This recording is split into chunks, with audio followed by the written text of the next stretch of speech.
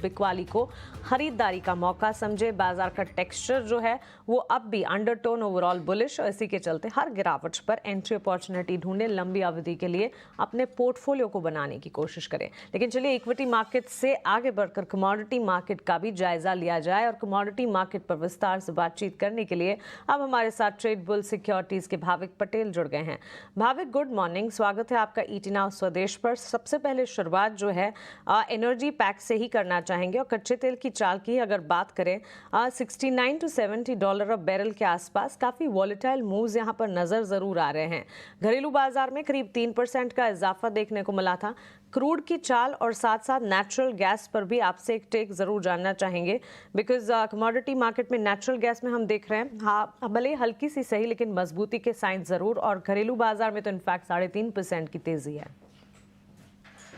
Good morning. ये सबसे पहले कच्चे तेल की बात करें तो आई थिंक मार्केट ने ऑलरेडी डिस्काउंट कर दिया है कि ये 6 जुलाई को जो ओपेक प्लस की बैठक होने वाली है उसमें उन्होंने प्रोडक्शन जो है वो बढ़ाने का फैसला ले लिया है। और स्टैंडर्ड चार्टर का भी एक रिपोर्ट आया है जहाँ पे उन्होंने बोला है कि मार्केट एडिशनल प्रोडक्शन जो है ओपेक प्लस है वो एब्सॉर्ब कर सकता है एटलीस्ट ये क्वार्टर में। तो उसकी वजह से हमें कल तेजी भी देखने को मिली और मार्केट दिख भी रहा था कि 5500 के नीचे सस्टेन नहीं कर पा रहा था, कहीं ना कहीं सपोर्ट भी आ रहा था। और जो कल तेजी है वो एक्सपेक्टेड है कि आज भी थोड़ा मोमेंटम कंटिन्यू रह सकती है। तो कच्चे तेल में 5700 के करीब बाय कर सकते हैं 5770 के टारगेट के लिए, और 5660 का स्टॉप लॉस रख सकते हैं। नेचुरल गैस की बात करें तो नेचुरल गैस अभी थोड़ा ओवरसोल्ड में आ चुका है। यहाँ से एटलीस्ट लग रहा है कि थोड़ी बहुत और शॉर्ट कवरिंग आ सकती है। कल भी हमने थोड़ी तेजी देखने को मिली थी और आज भी एक्सपेक्टेड है कि वो थोड़ी कंटिन्यू हो सकती है 305 से 308 तक के लिए। तो नेचुरल गैस में भी 296 के करीब बाय कर सकते हैं 305 के टारगेट के लिए। 291 का इंट्राडे स्टॉप लॉस रहेगा।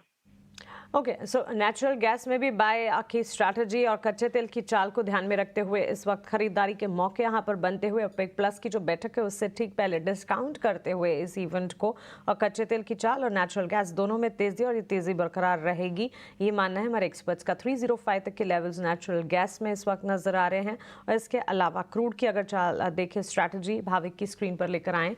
कच्चे तेल में तो 3-3.5% की तेजी है, लेकिन क्रूड नेचुरल गैस में 3-3.25% की तेजी, लेकिन कच्चे तेल में भी हम देख रहे हैं 3% के मूव्स कल के सत्र में देखने को मिले थे। आज भी 68-69 डॉलर बैरल ब्रेंट जो है दिख रहा है। 5770 के लेवल्स आप देख पाएंगे घरेलू बाजार में कच्चे तेल की चाल में। भाविक, इसके अलावा प्रेशियस मेटल्स बुलियन मार्केट की अगर बात करें, सेफ हेवन के तौर पर मार्केट की वॉलेटिलिटी में सुरक्षित निवेश को ध्यान में रखते हुए मार्केट पार्टिसिपेंट्स वहां बढ़ते जरूर हैं।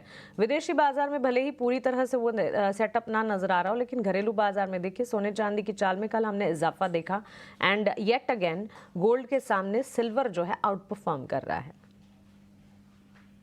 जी जरूर सही। देखिए गोल्ड वापस से एक फेमिलियर टेरिटरी में आ गए। हम पहले देख रहे थे 3340 के करीब, तो वहीं पे आ चुका है। अभी थोड़ी बहुत वापस से सेफ हेवन डिमांड आ चुकी है जहाँ पे जुलाई 9 की डेडलाइन आ रही है ट्रम्प टैरिफ की, तो वो थोड़ी अनिश्चितता है। फिर बिग ब्यूटीफुल बिल जो है वो भी अभी हाउस में आए हैं वोटिंग के लिए, तो ये थोड़ी अनिश्चितता की वजह से वापस से गोल्ड में स्पार्क आया है। चांदी अगर आप जैसे बात कर रहे हैं तो चांदी में जो तेजी है वो बरकरार है और आई थिंक जब तक 1,03,500 के नीचे नहीं जाता तब तक मुझे लग रहा है अभी भी चांदी में तेजी कंटिन्यू रह सकती है। तो चांदी सितंबर कॉन्ट्रैक्ट है वो 1,07,000 के करीब बाय कर सकते हैं 1,07,800 के टारगेट के लिए, और 1,06,500 का स्टॉप लॉस रहेगा। वही सोने में भी आज मुझे लग रहा है कि जो ट्रेंड है वो पॉजिटिव ही रहेगा।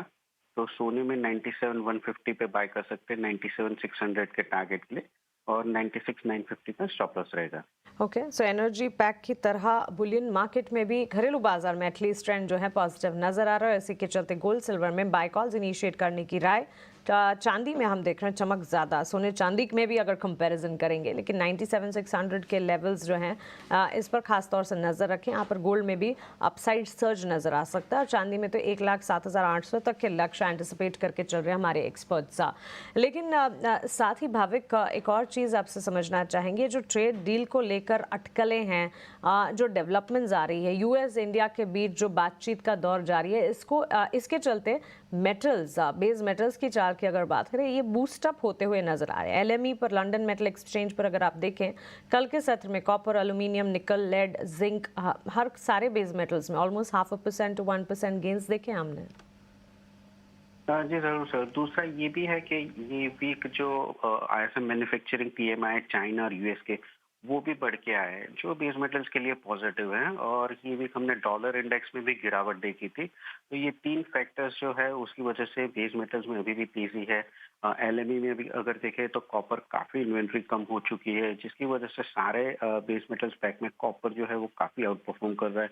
मोमेंटम स्ट्रांग है और उसीलिए आज भी मेरी टॉप पिक कॉपर ही रहेगी, जहाँ पे आज भी बाय की ही रिकमेंडेशन रहेगी 898 के करीब, 908 के टारगेट के लिए, और 894 का स्टॉप लॉस रहेगा। ओके, सो टॉपिक बेस मेटल्स में हमारे एक्सपर्ट की तरफ से कॉपर, और यहाँ पर टारगेट स्टॉप लॉसेस की अगर बात करें, यहाँ से फर्दर अपसाइड 908 तक के लेवल्स तो इमीडिएटली नजर आ सकते हैं। इन लेवल्स को देखने के बाद रिविजिट भी करना चाहिए। लेकिन बेस मेटल्स की चाल में हम देख रहे हैं ग्लोबल सेटअप और ट्रेड डील्स की जो डेवलपमेंट्स है उसका एक असर है, बूस्ट ऑफ मोमेंटम जरूर नजर आ रहा है। भाविक, शुक्रिया आपका हमारे साथ जुड़ने के लिए, सवालों के जवाब देने के लिए, कमोडिटी मार्केट पर अपनी एनालिसिस हमारे साथ शेयर करने के लिए। और गोल्ड सिल्वर में हम अच्छा खासा एक्शन देख रहे हैं, घरेलू बाजार में एक्शन इंटैक्ट रह सकता है, कच्चे तेल की चाल में इजाफा यहाँ से एंटिसिपेटेड है, और कॉपर पर खास तौर से बेस मेटल्स की चाल के लिहाज से आपको नजर रखनी चाहिए। लेकिन चलिए अब आगे बढ़ेंगे।